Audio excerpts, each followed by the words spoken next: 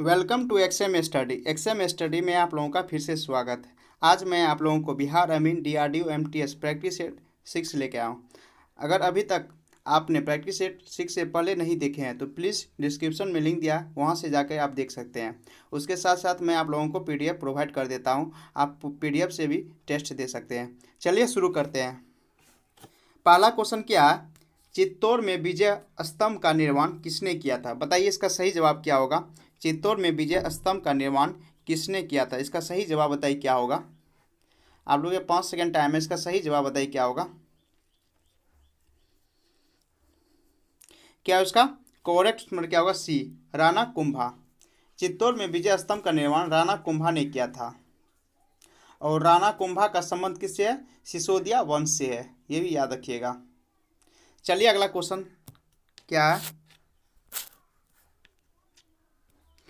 अकबरनामा किसने लिखा था? बताइए, सेकंड क्वेश्चन का जवाब दीजिए। अकबरनामा किसने लिखा था? इसका सही जवाब दीजिए क्या होगा। इसका सही जवाब दीजिए आप क्या होगा। अकबरनामा किसने लिखा था? इसका करेक्ट बताइए क्या होगा। 3 का बताइए, 2 का सही जवाब क्या होगा। क्या इसका करेक्ट उत्तर क्या होगा? सी, अबुल फजल ने। अकबरनामा अबुल फजल ने लिखा था, ये याद रखिएगा। और क्या था? अबुल फजल अकबर के दरबारी कवि थे। किसके दरबारी कवि थे? अकबर के दरबारी कवि थे। चलिए नेक्स्ट क्वेश्चन। भारतीय राष्ट्रीय कांग्रेस का पहला अंग्रेज अध्यक्ष कौन था? बताइए, भारतीय राष्ट्रीय कांग्रेस का पहला अंग्रेज अध्यक्ष कौन था? तो 3 का सही जवाब दीजिए क्या होगा। इसका सही जवाब दीजिए क्या होगा। 3 का भारतीय राष्ट्रीय कांग्रेस का पहला अंग्रेज अध्यक्ष कौन था? इसका सही जवाब बताइए क्या होगा। क्या होगा इसका करेक्ट उत्तर क्या होगा? ए, जॉर्ज यूले। भारतीय राष्ट्रीय कांग्रेस का पहला अध्यक्ष जॉर्ज यूले थे। और कब इन्होंने अध्यक्षता ग्रहण की थी? 1888 ईस्वी में इन्होंने राष्ट्रीय कांग्रेस का अध्यक्ष पद ग्रहण किया था। चलिए नेक्स्ट क्वेश्चन क्या है? निम्नलिखित में से किस व्यक्ति को grand old man of India के रूप में जाना जाता है? बताइए, 4 ऑप्शन दी हुई, चारों ऑप्शन में से बताइए किस व्यक्ति को grand old man of India के रूप में जाना जाता है। इसका सही जवाब बताइए क्या होगा। इसका सही जवाब बताइए क्या होगा। इसका करेक्ट ऑप्शन बताइए क्या होगा। 4 का सही जवाब बताइए क्या होगा।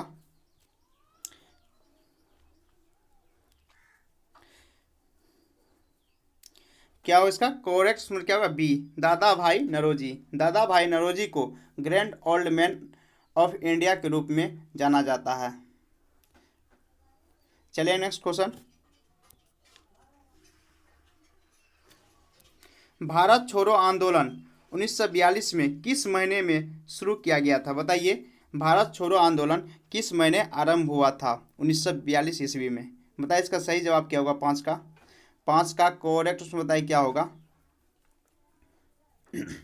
आप लोग जल्दी जल्दी जवाब दीजिए और अपने दोस्तों को लाइव बोल दिए आने के लिए, और शेयर कर कीजिए जल्दी, और एक लाइक तो बनता है प्लीज़।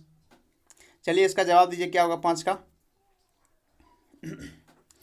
क्या है उसका करेक्ट ऑप्शन नंबर क्या होगा? सी, अगस्त महीने में। भारत छोड़ो आंदोलन 1942 ईस्वी के अगस्त माह में शुरू हुआ था। चलिए नेक्स्ट क्वेश्चन क्या है? गांधी जी ने किस धार्मिक ग्रंथ को अपनी माता कहा था? बताइए, 6 का सही जवाब क्या होगा। गांधी जी ने किस धार्मिक ग्रंथ को अपना माता कहा था? बताइए, इसका करेक्ट उत्तर क्या होगा। इसका सही जवाब बताइए क्या होगा। क्या उसका करेक्ट उत्तर क्या होगा? सी, भगवत गीता। गांधी जी ने भगवत गीता धार्मिक ग्रंथ को अपनी माता कहा था। अब क्यों कहा था, इसमें कुछ तो रीजन होगा। श्रीमद् भगवत गीता भागवत पुराण का वह भाग है जो कृष्ण के कुरुक्षेत्र में अर्जुन को उपदेश दिया था। इसी से प्रेरित होकर के इन्होंने अपना माता स्वीकार किया था। चलिए अगला क्वेश्चन देखते हैं क्या है? डैश में शिवाजी का राज्याभिषेक हुआ था? बताइए, किस ईस्वी में शिवाजी महाराज का राज अभिषेक हुआ था? बताइए इसका सही जवाब क्या होगा। 7 का सही जवाब बताइए क्या होगा। 5 सेकेंड टाइम है, इसका सही जवाब बताइए क्या होगा सेवंथ का। आप लोग इसका सही जवाब बताइए क्या होगा।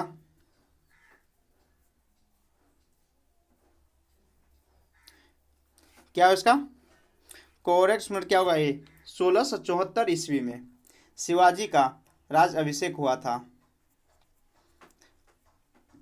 चलिए अगला क्वेश्चन देखते हैं क्या है। ईस्ट इंडिया कंपनी को बंगाल का पूर्ण स्वामित्व प्राप्त हुआ। बताइए किस ईस्वी में ईस्ट इंडिया कंपनी को बंगाल का पूर्ण स्वामित्व प्राप्त हुआ था। बताइए इसका सही जवाब क्या होगा। 8 का करेक्ट उसमें बताइए क्या होगा। 5 सेकेंड टाइम है, इसका सही जवाब बताइए आप लोग क्या होगा। आप लोग फटाफट लाइव आ जाइए और अपने फ्रेंड्स को भी शेयर कर दीजिए। बताइए इसका सही जवाब क्या होगा। जो इस चैनल पे नए हैं प्लीज़ चैनल को ज़रूर सब्सक्राइब कर दीजिएगा, क्योंकि मैं जैसे ही वीडियो अपलोड करूँगा आप लोग को नोटिफिकेशन मिल जाएगा। बताइए इसका सही जवाब क्या होगा। 8 का सही जवाब बताइए क्या होगा। 8 का करेक्ट बताइए क्या होगा। क्या उसका करेक्ट क्या होगा डी। 1772 ईस्वी को ईस्ट इंडिया कंपनी को बंगाल का पूर्ण स्वामित्व 1772 ईस्वी में प्राप्त हुआ था। चलिए नेक्स्ट क्वेश्चन। गांधी जी को महात्मा की उपाधि किसने दी थी। बताइए गांधी जी को महात्मा की उपाधि किसने दी थी। इसका सही जवाब बताइए क्या होगा। इसका सही जवाब बताइए। 5 सेकंड टाइम है, इसका सही जवाब बताइए क्या होगा। गांधी जी को महात्मा की उपाधि किसने दी थी। बताइए इसका सही जवाब बताइए आप लोग क्या होगा। 9 का सही जवाब बताइए क्या होगा।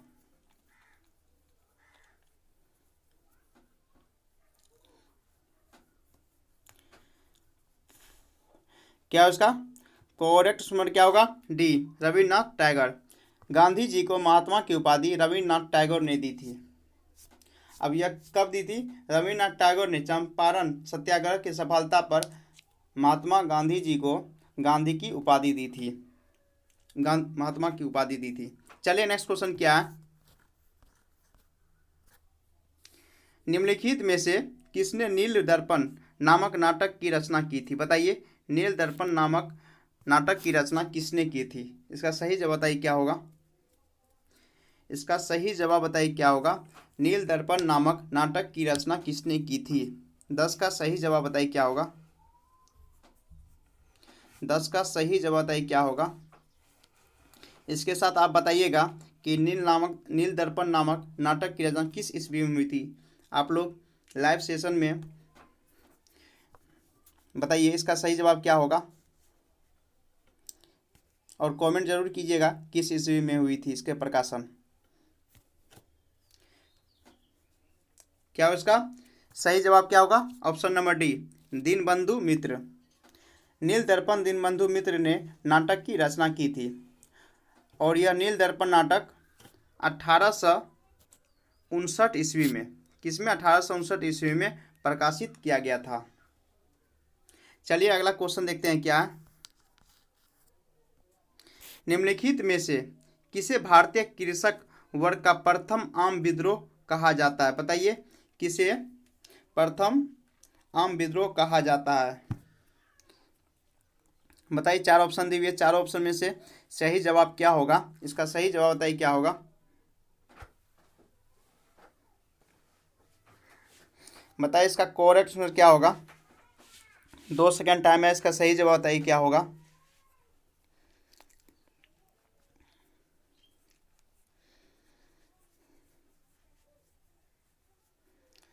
क्या उसका करेक्ट क्या होगा सी बंगाल का नील विद्रोह।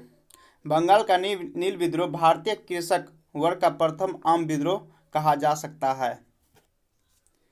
चलिए अगला क्वेश्चन क्या है। कानपुर में 1857 के विद्रोह का नेतृत्व किसने किया था। बताइए कानपुर में 1857 के विद्रोह का नेतृत्व किसने किया था। बताइए इसका सही जवाब क्या होगा। 12 का सही जवाब बताइए क्या होगा। बताइए 12 का करेक्ट ऑप्शन क्या होगा।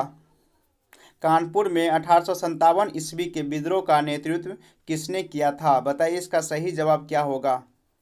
आप लोग जल्दी जल्दी जवाब दीजिए। 12 का बताइए सही जवाब क्या होगा।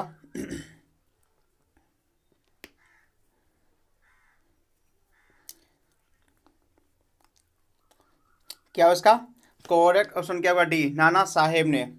कानपुर में 1857 ईस्वी के विद्रोह का नेतृत्व नाना साहेब ने किया था। चलिए नेक्स्ट क्वेश्चन।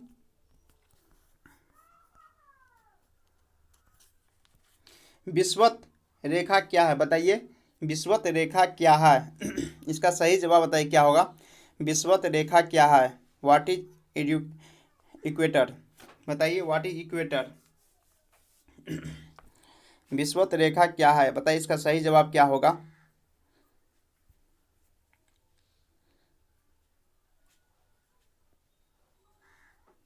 बताइए इसका सही जवाब क्या होगा। इसका करेक्ट ऑप्शन बताइए क्या होगा। सही ऑप्शन बताइए इसका क्या होगा। विषुवत रेखा क्या है?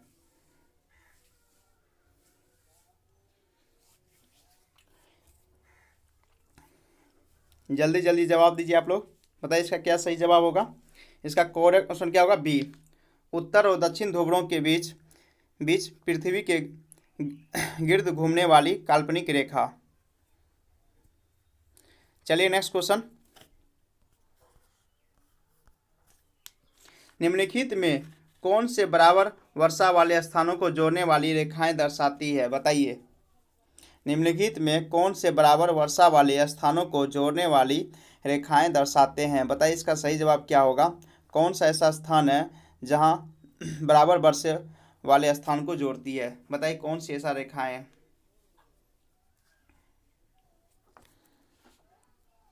बताइए इसका सही जवाब क्या होगा।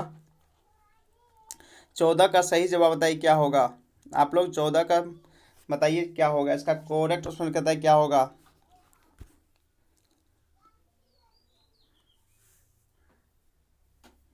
क्या उसका करेक्ट ऑप्शन क्या होगा? D, iso Heights. Iso Heights बराबर वर्षा वाले स्थानों को जोड़ने वाली रेखाएं दर्शाती है। और आइसो बार क्या होता है? समदाब, कहने का मतलब वायुदाब की समान स्थिति को दर्शाने वाली रेखाएं। आइसो बार का मतलब होता है। आइसोहेलाइन, आइसोहेलाइन का क्या मतलब होता है? याद रखिएगा। समुद्री जल में कार्यपन की समान मात्रा प्रदर्शित करने वाली रेखाएं। और आइसो, चलिए अगला क्वेश्चन देखते हैं क्या है। 3 बीघा कॉरिडोर जोड़ता है। बताइए 3 बीघा कॉरिडोर जोड़ता है। बताइए किसको किसको जोड़ता है 3 बीघा कॉरिडोर?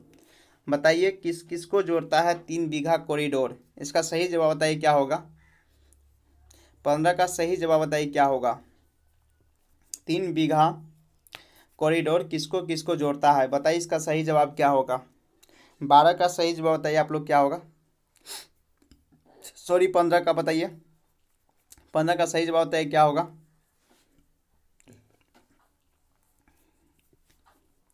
बताइए आप लोग इसका सही ऑप्शन क्या होगा।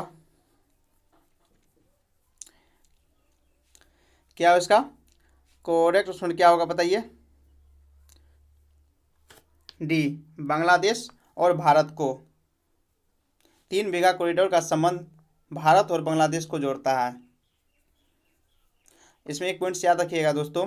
3 बीघा कॉरिडोर संबंधित भारत सरकार और बांग्लादेश के बीच ऐतिहासिक सीमा समझौता हुआ था उस टाइम। और यह क्या है? भारत संविधान में 119वें संविधान संशोधन का संबंध बांग्लादेश के बीच भूमि के आदान प्रदान के संबंध में किया गया था। चलिए अगला क्वेश्चन देखते हैं क्या है। यदि भारत में कर्क रेखा के स्थान पर विषुवत रेखा होती तो यहाँ की जलवायु पर जो प्रभाव पड़ता वह क्या है? बताइए। अगर भारत में कर्क रेखा के स्थान पर विषुवत रेखा होती तो यहाँ जलवायु की क्या स्थिति रहती है? बताइए इसका सही जवाब क्या होगा। 16 का सही जवाब बताइए क्या होगा। 16 का करेक्ट उसमें बताइए क्या होगा।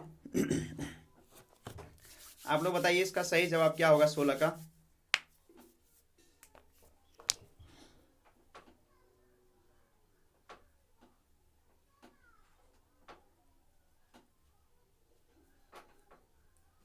बताइए आप लोग क्या होगा इसका सही जवाब। क्या ऑप्शन नंबर बी, अधिक ताप और अधिक वर्षा का प्रभाव पड़ता। क्योंकि विषुवत प्रदेश में सूर्य का क्या होता है, सीधा प्रकाश पड़ता है, और इस प्रदेश में क्या होता है, उच्च ताप और सालों भर भारी वर्षा होती रहती है। चलिए नेक्स्ट क्वेश्चन क्या है।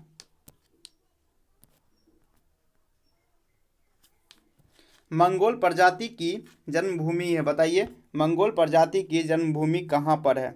17 का सही जवाब बताइए क्या होगा। मंगोल प्रजाति की जन्मभूमि कहाँ पर स्थित है, बताइए इसका सही जवाब क्या होगा।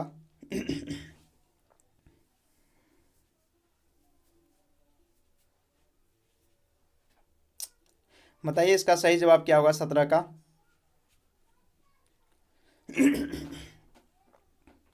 बताइए आप लोग इसका सही जवाब क्या होगा। क्या है इसका कोरेक्ट में क्या होगा, सी, चीन में। मंगोल प्रजाति की जन्मभूमि कहाँ है, चीन में है। और मंगोल लाइट प्रजाति का निवास केवल कहाँ है, एशिया महाद्वीप में पाया जाता है। याद रखिएगा मंगोल लाइट प्रजाति का निवास ओनली कहाँ पे है, एशिया महाद्वीप के अंदर होता है। चलिए अगला क्वेश्चन। लघु हिमालय में स्थिर दर्रे का नाम क्या है, बताइए लघु हिमालय में स्थिर दर्रे का क्या नाम है, बताइए इसका सही जवाब क्या होगा। लघु हिमालय में स्थिर दर्रे का क्या नाम है, बताइए इसका सही जवाब क्या होगा। बताइए इसका करेक्ट ऑप्शन क्या होगा, सही ऑप्शन बताइए इसका क्या होगा। आप लोग जब भी जवाब दीजिए तो क्वेश्चन के साथ ऑप्शन जवाब दीजिए, सही रहेगा आप लोग के लिए। क्या हो इसका सही ऑप्शन क्या होगा, डी, शिव किला। लघु हिमालय में स्थित दर्रे कौन सा है, शिव किला नाम से है। और यह कहाँ पे है, हिमाचल प्रदेश में है। शिव किला दर्रे कहाँ पे स्थित है, हिमाचल प्रदेश में है। चलिए नेक्स्ट क्वेश्चन क्या है। भारत में चंदन की लकड़ी के वन सर्वाधिक कहाँ पाए जाते हैं, बताइए भारत में चंदन की लकड़ी का वन सर्वाधिक कहाँ पाए जाते हैं, बताइए किस जगह चंदन की लकड़ी का वन सबसे ज़्यादा पाया जाता है। तो 19 का सही जवाब बताइए क्या होगा। 19 का सही जवाब बताइए क्या होगा। भारत में चंदन की लकड़ी के वन सर्वाधिक कहाँ पाए जाते हैं, बताइए 19 का सही जवाब क्या होगा। बताइए आप लोग इसका सही जवाब क्या होगा।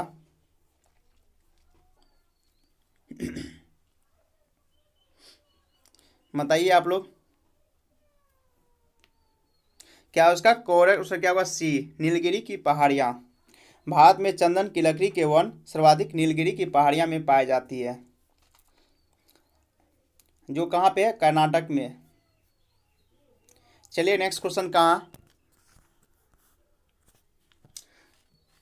मानचित्र रचना में अक्षांश एवं देशांतर रेखाओं का उपयोग सर्वप्रथम किस देश के विद्वानों द्वारा किया गया, बताइए मानचित्र रचना में अक्षांश एवं देशांतर रेखाओं का उपयोग सर्वप्रथम किस देश के विद्वान द्वारा किया गया, बताइए 20 का सही जवाब क्या होगा। 20 का सही ऑप्शन बताइए क्या होगा। 20 का सही ऑप्शन बताइए क्या होगा। बताइए 20 का सही ऑप्शन क्या होगा। आप लोग जल्दी जल्दी जवाब दीजिए। 20 का सही ऑप्शन बताइए क्या होगा। क्या इसका करेक्ट ऑप्शन क्या होगा, डी, यूनानी विद्वानों। चलिए नेक्स्ट क्वेश्चन। भारत की तट रेखा की कुल लंबाई लगभग कितनी है, बताइए भारत की तट रेखा की कुल लंबाई लगभग कितनी है, बताइए 21 का सही जवाब क्या होगा। 21 का सही जवाब बताइए क्या होगा। आप लोग जल्दी जल्दी जवाब दीजिए।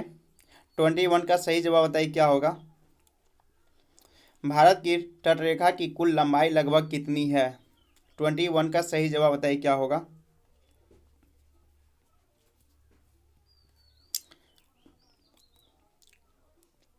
क्या होगा सही ऑप्शन बी, 7500 सॉरी 7500 16 किलोमीटर। भारत की तटरेखा की कुल लंबाई लगभग कितना 75 से 16 किलोमीटर है। चलिए नेक्स्ट क्वेश्चन क्या है। निम्नलिखित किस प्रदेश में रेल मार्ग का सबसे बड़ा जाल बिछा है। बताइए कौन सी जगह रेल मार्ग का सबसे बड़ा जाल बिछा हुआ है। बताइए 22 का सही जवाब क्या होगा। बताइए 22 का सही जवाब बताइए क्या होगा। बताइए आप लोग इसका सही जवाब बताइए क्या होगा 22 का। रेल मार्ग का सबसे बड़ा जाल किस प्रदेश में बिछा हुआ है। बताइए इसका सही जवाब क्या होगा। क्या होगा इसका करेक्ट ऑप्शन क्या होगा सी, उत्तर प्रदेश में। उत्तर प्रदेश में रेल मार्ग का सबसे बड़ा जाल बिछा हुआ है। इसमें 2-3 पॉइंट्स याद रखिएगा। भारत में सर्वाधिक पक्की सड़क महाराष्ट्र में है और सबसे सर्वाधिक कच्ची सड़क कहाँ है, उड़ीसा में है। और नागपुर योजना का संबंध किससे, सड़क से है। चलिए नेक्स्ट क्वेश्चन क्या है। कोझिकोड बंदरगाह भारत के किस प्रदेश में स्थित है। बताइए कोझिकोड बंदरगाह भारत के किस प्रदेश में स्थित है। 23 का सही जवाब बताइए क्या होगा। कोझिकोड बंदरगाह भारत के किस प्रदेश में स्थित है। 23 का सही जवाब बताइए क्या होगा। आप लोग 23 का सही जवाब बताइए क्या होगा। कोझिकोड बंदरगाह भारत के किस प्रदेश में स्थित है। आप लोग जल्दी जल्दी जवाब दीजिए। इसका सही जवाब बताइए क्या होगा। बताइए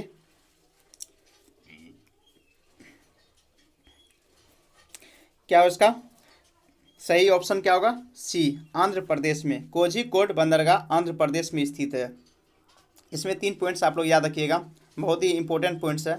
भारत में सबसे गहरा बंदरगाह कहाँ स्थित है, विशाखापट्टनम में। अगर क्वेश्चन पूछा जाएगा सबसे गहरा बंदरगाह कहाँ है भारत में, तो विशाखापट्टनम में। और सबसे बड़ा बंदरगाह कहाँ है, नवा सेवा बंदरगाह है, ये भी याद रखिएगा।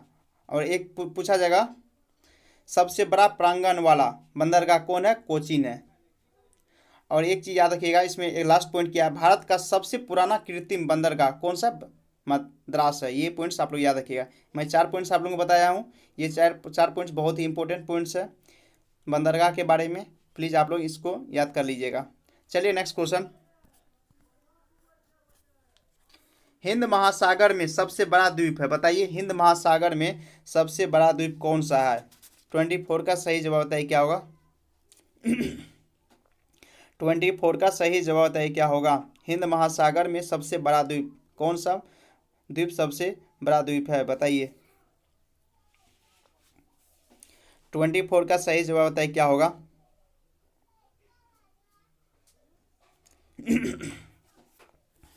बताइए इसका सही ऑप्शन क्या होगा। क्या होगा सी, मेडागास्कर।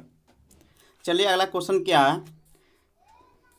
भारत में किसे न्यायिक समीक्षा का अधिकार प्राप्त है। बताइए 25 का सही जवाब क्या होगा। भारत में किसे न्यायिक समीक्षा का अधिकार प्राप्त है। बताइए 25 का सही जवाब क्या होगा।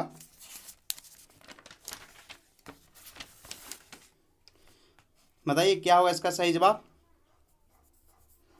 बताइए आप लोग इसका सही जवाब बताइए क्या होगा 25 का। क्या होगा इसका सही ऑप्शन क्या होगा डी, सर्वोच्च न्यायालय। भारत में न्यायिक समीक्षा का अधिकार सर्वोच्च न्यायालय को प्राप्त है। यह किसके अनुच्छेद आता है, अनुच्छेद कितना होता है 137 के अंतर्गत आता है। चलिए अगला क्वेश्चन देखते हैं क्या है। हमारे राष्ट्रीय ध्वज पर अंकित सत्यमेव जयते लिया गया है। बताइए हमारे राष्ट्रीय ध्वज पर अंकित सत्यमेव जयते लिया गया है, कहाँ से लिया गया है। बताइए सत्यमेव जयते कहाँ से लिया गया है। बताइए इसका सही जवाब क्या होगा 26 का। 26 का सही जवाब बताइए क्या होगा। आप लोग फटाफट जवाब दीजिए। 26 का सही जवाब बताइए क्या होगा। क्या होगा 26 का करेक्ट ऑप्शन क्या होगा ए, मुंडको उपनिषद से। किससे लिया गया, मुंडको उपनिषद से लिया गया है। और क्या है, सत्यमेव जयते भारत का राष्ट्रीय वाक्य है। चलिए अगला क्वेश्चन क्या है। भारतीय नागरिकों के मूल कर्तव्य है? बताइए भारतीय नागरिकों के मूल कर्तव्य क्या है? बताइए। 27 का सही जवाब बताइए क्या होगा? 27 का सही जवाब बताइए क्या होगा? भारतीय नागरिकों के मूल कर्तव्य क्या है? बताइए। किसके अंतर्गत संशोधन किया गया है और कब जोड़ा गया? बताइए इसका सही जवाब क्या होगा? 27 का सही जवाब बताइए क्या होगा? बताइए 27 का सही जवाब क्या होगा?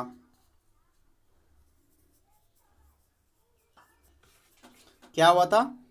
सही जवाब क्या होगा? ऑप्शन नंबर सी, 42वें संशोधन क्या 1976 ईस्वी में जोड़ा गया था। चलिए अगला क्वेश्चन क्या है? 28। भारत के प्रधानमंत्री का वेतन और भत्ता तय होता है। बताइए किसके द्वारा भारत के प्रधानमंत्री का वेतन और भत्ता तय होता है? 28 का सही जवाब बताइए क्या होगा? 28 का सही जवाब बताइए क्या होगा? किसके द्वारा होता है? बताइए इसका सही जवाब क्या होगा? 28 का सही जवाब बताइए क्या होगा? बताइए आप लोग जल्दी जल्दी बताइए इसका सही जवाब क्या होगा? 28 का 5 सेकेंड टाइम है। इसका सही जवाब बताइए क्या होगा? 28 का क्या उसका सही ऑप्शन क्या होगा? सी, संसद द्वारा।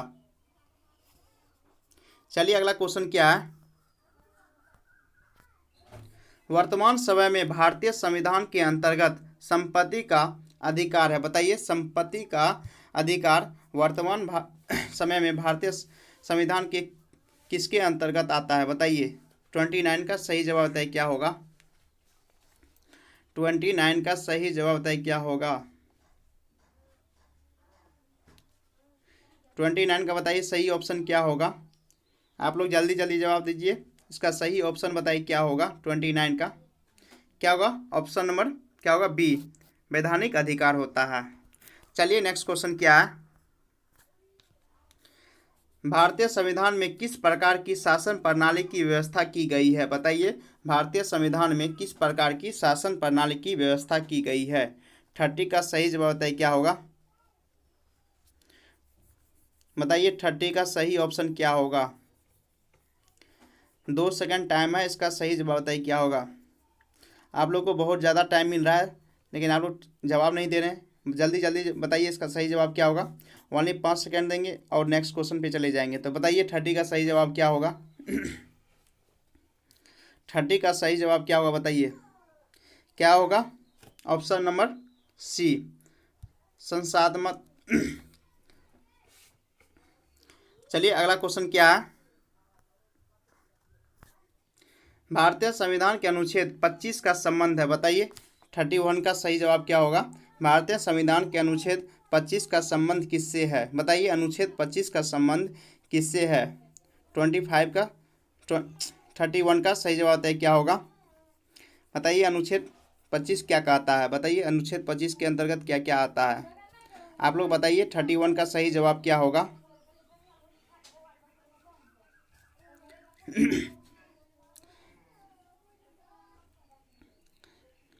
क्या होगा सही ऑप्शन? सी, क्या होगा? धर्म। क्या होगा? धर्म की स्वतंत्रता से। भारतीय संविधान की अनुच्छेद 25 का संबंध धर्म की स्वतंत्रता से है और अनुच्छेद 25 से 28 तक क्या धर्म की स्वतंत्रता से संबंध है? 25 से लेकर 28 तक याद रखिएगा। चलिए अगला क्वेश्चन देखते हैं क्या है? मानव कान हवा में चलती हुई उन ध्वनि तरंगों को सुन सकते हैं जिनका तरंगदैर्घ्य हो। बताइए 32 का सही जवाब क्या होगा? कितना तरंगदैर्घ्य होना चाहिए जिससे मानव कान हवा में चलती हुई ध्वनि को सुन सकता है? बताइए 32 का सही जवाब क्या होगा? बताइए कितना तरंगदैर्घ्य होना चाहिए? बताइए इसका सही जवाब क्या होगा? 32 का बताइए सही जवाब क्या होगा? क्या हो सही ऑप्शन क्या होगा? सी, 1 मीटर। कितना तरंगदैर्घ्य होना चाहिए? 1 मीटर होना चाहिए। और आवृत्ति कितना होना चाहिए? 20 हर्ट्ज से लेकर के 20 किलो हर्ट्ज के बीच होना चाहिए। और कान पर ध्वनि का प्रभाव कितना सेकंड तक रहता है? 0.1 सेकंड तक रहता है। ये भी पॉइंट याद रखिएगा कि कान पर ध्वनि का प्रभाव 0.1 सेकंड तक रहता है। चलिए अगला क्वेश्चन क्या है 33। एक गेंद को 45 मीटर ऊंचाई से गिरा दिया गया है तो धरती तक पहुंचने पर उसका वेग कितना होगा? बताइए 33 का सही जवाब क्या होगा? 33 का सही ऑप्शन बताइए क्या होगा? नॉमेरिकल क्वेश्चन है, बहुत ही इजी क्वेश्चन है। बताइए सॉल्व करके इसका सही जवाब क्या होगा 33 का?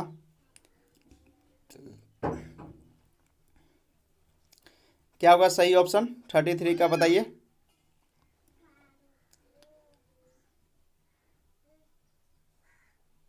क्या होगा सही ऑप्शन बी होगा।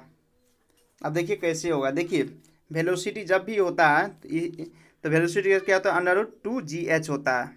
तो यहाँ क्या है? 2g को 10 मानेंगे और h कितना है? 45 है। तो 45/90 √900 √900 का कितना होता है? 30 होता है। तो सही ऑप्शन क्या हो गया? बी। चलिए अगला क्वेश्चन देखते हैं क्या है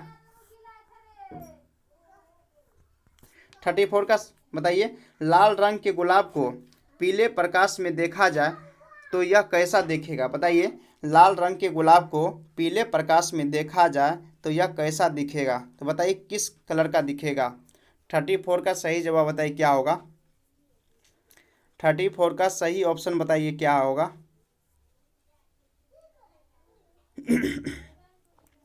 आप लोग जल्दी जल्दी जवाब दीजिए, इसका सही ऑप्शन क्या होगा 34 का? बताइए इसका सही ऑप्शन क्या होगा? क्या ऑप्शन नंबर डी काला। किस रंग का दिखाई देगा? काला रंग का दिखाई देगा।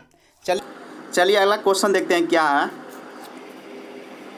ओम का नियम इनमें से किस पर लागू होता है? बताइए 35 का सही जवाब क्या होगा?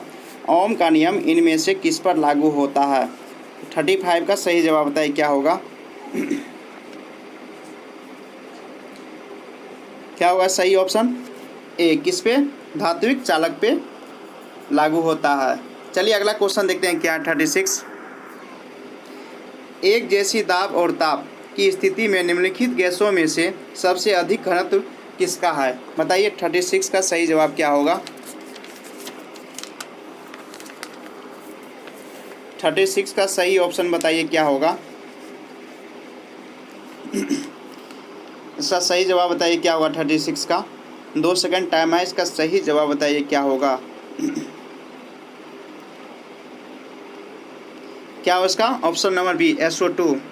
एक जैसी दाब और ताप की स्थिति SO2 गैस में सबसे अधिक घनत्व होती है। चलिए अगला क्वेश्चन क्या है। फलों को जल्दी पकाने के लिए निम्नलिखित में से आप किसे चुनेंगे? बताइए 4 ऑप्शन दी हुई है, चारों ऑप्शन में से बताइए कि फलों को जल्दी पकाने के लिए आप इनमें से किसको चुनेंगे?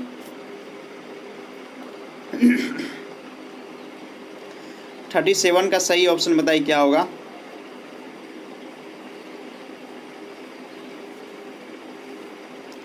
बताइए इसका सही ऑप्शन क्या होगा 37 का?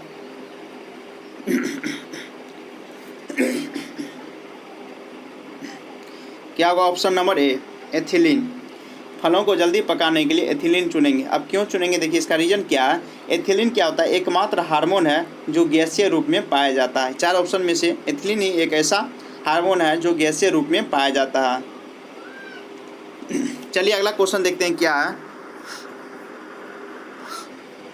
विनिमय की क्रियाविधि के परिणाम स्वरूप है। बताइए विनिमय की क्रियाविधि के परिणाम स्वरूप क्या है? 38 का सही जवाब बताइए क्या होगा? 38 का सही ऑप्शन बताइए क्या होगा?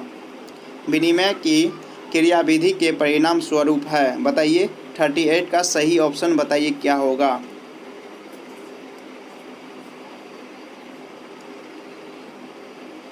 क्या होगा इसका सही ऑप्शन? क्या होगा? सी। आनुवांशिक पदार्थों का आदान प्रदान होता है। चलिए नेक्स्ट क्वेश्चन प्लीज। किसी बाह्य उद्दीपन द्वारा नियंत्रित एक पौधे या उसके भागों के संचलन को आप क्या नाम देंगे? बताइए 39 का सही ऑप्शन क्या होगा? किसी बाह्य उद्दीपन द्वारा नियंत्रित एक पौधे या उसके भागों के संचलन को आप क्या नाम देंगे? बताइए 39 का सही जवाब क्या होगा?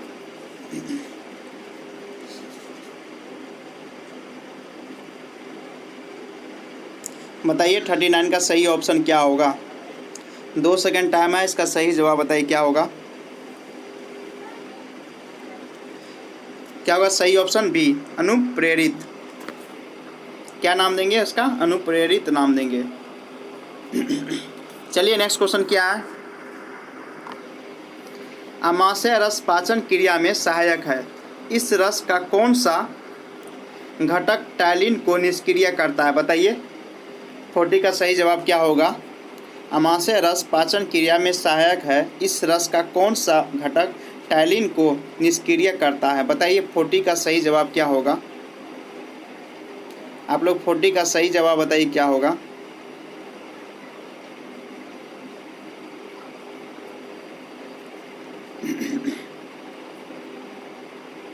फोर्टी का बताइए सही जवाब क्या होगा। क्या होगा सही ऑप्शन डी, हाइड्रोक्लोरिक अम्ल। चलिए नेक्स्ट क्वेश्चन क्या है। व्यावसायिक कॉर्क निम्नलिखित में से मात्र एक मृतक ऊतक है जो कि स्थूल दीवारों को पर निरपेक्षित होता है, बताइए क्या होगा सही ऑप्शन। 41 का सही ऑप्शन बताइए क्या होगा। व्यावसायिक कॉर्क निम्नलिखित में से मात्र एक मृत ऊतक है जो कि स्थूल दीवारों पर निक्षेपित हो जाता है, बताइए। 41 का सही जवाब क्या होगा। बताइए किस पे निरपेक्षित होता है।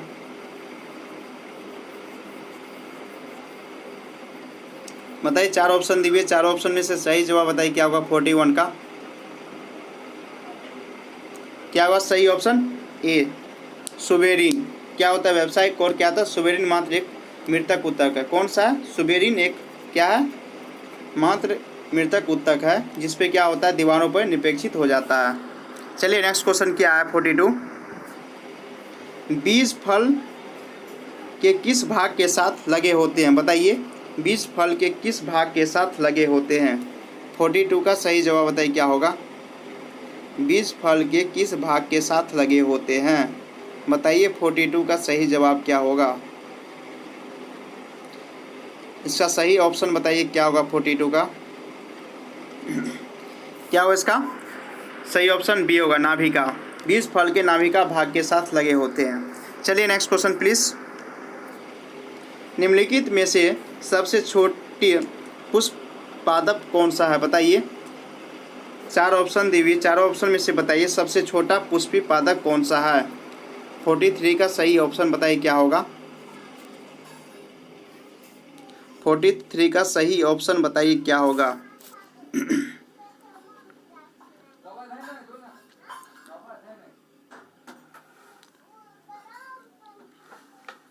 क्या सही ऑप्शन सी, वोल्फिया।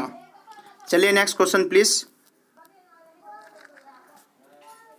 चाय की गुणवत्ता और सुवास निम्नलिखित में से किस पर निर्भर करते हैं, बताइए। चाय की गुणवत्ता और सुवास निम्न में से किस पर निर्भर करते हैं। 44 का सही जवाब बताइए क्या होगा।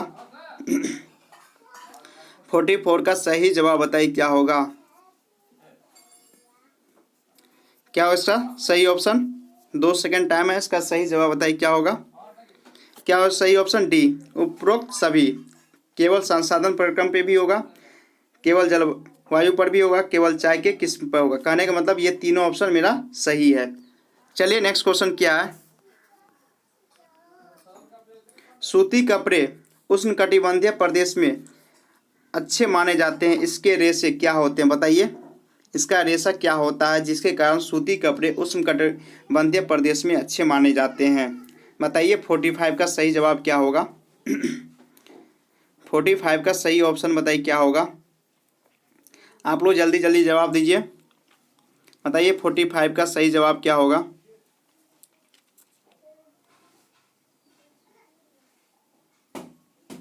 क्या होगा सही ऑप्शन ए, बीज तंतु के होते हैं। चलिए नेक्स्ट क्वेश्चन प्लीज। हार्मोन उपयोगी है, बताइए। हार्मोन क्या उपयोगी है, बताइए। 46 का सही जवाब बताइए क्या होगा। किसके लिए हार्मोन उपयोगी है, बताइए। 46 का सही जवाब क्या होगा। बताइए 46 का सही जवाब क्या होगा। क्या होगा सही ऑप्शन ए, क्या होगा उपापचयी प्रक्रिया हेतु के लिए हार्मोन सबसे ज़्यादा उपयोगी है। चलिए नेक्स्ट क्वेश्चन प्लीज। निम्नलिखित वाक्यों में से कौन सा वाक्य शुद्ध है? बताइए 47 का सही जवाब क्या होगा? निम्नलिखित वाक्यों में से कौन सा वाक्य शुद्ध है? 4 ऑप्शन दिए, 4 ऑप्शन को पढ़िए, उसके बाद उसका जवाब दीजिए। इसका सही ऑप्शन क्या होगा? क्या होगा सही ऑप्शन?